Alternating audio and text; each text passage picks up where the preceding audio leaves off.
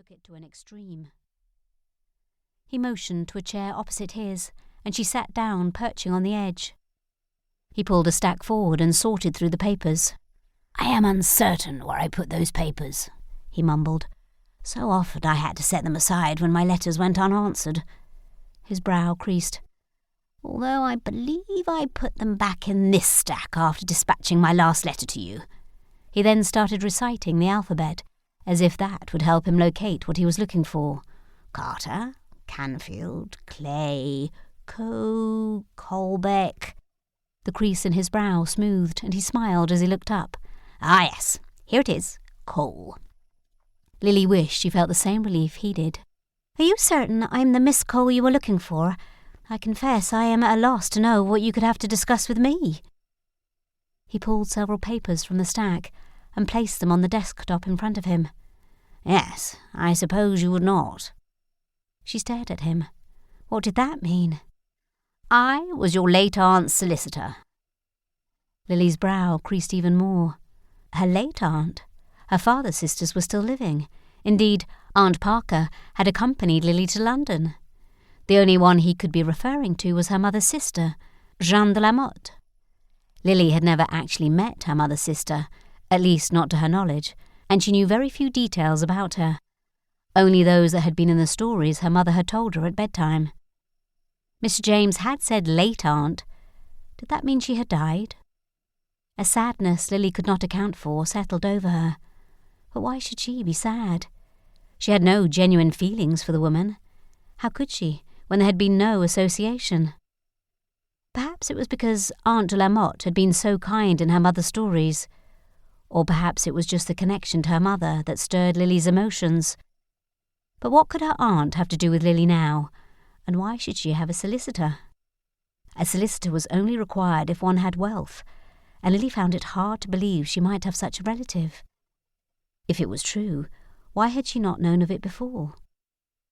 "I realise it has been quite some time since the Comtesse de Saint-Remy's unfortunate death, but it took some time settling her estate, and then locating you." He nodded his head towards her. "When did she die?" Lily shifted in her seat. "Some 5 years ago now, but I have found you at last, and we have sorted everything out." He smiled. "Miss Cole, today is the day your fortune changes." Lily's head swirled. What was he babbling about? De Saint-Remy was her mother's maiden name, but Lily did not recall her mother ever mentioning that Jeanne was a countess. And why was she using her maiden name when she was married? For Lily distinctly remembered a story about a grand wedding. She paused. Her mother had often told Lily stories of how the de Saint-Remys were descended from French royalty.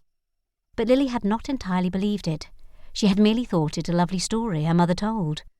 For how could the descendant of a king be living as they did, without money or social status? But if her aunt was a countess, then perhaps Lily had been wrong, and the stories were true. It all felt so unlikely. Lily shook her head. "I am sorry, Mr. James, but you are surely mistaken. I believe I've come here in error." She pushed herself to standing, irritated that she had spent the time and money to come all this way from Wiltshire. Her father would now be behind on the spring planting, and that would undoubtedly affect their summer harvest and even their late summer planting. Why had she not just sent the She pushed that thought away. What was done, and it did no good to dwell on it. She would just make her way back to the inn and catch the next mail coach back to Wiltshire. She blew a breath out through her lips, lifting a few stray hairs from her forehead. Adventure. Drat her insatiable need for it. She had learned her lesson and would not be giving it heed again. She turned towards the door. "Wait, Miss Cole." Mr. James held up a hand, partially standing up behind the desk. "Was your mother Mrs. Marianne Cole, the daughter of Jacques de Valois Saint-Remy of Bar-sur-Aubenne, France?" Lily slowly sat back in the chair. She swallowed. "Yes, that was my mother." Mr. James smiled again. "Then there is no mistake. You are the Miss Cole I have been looking for." He looked down at the paper. "Upon your aunt's death, her estate reverted to your mother, who, I was informed, died not long after."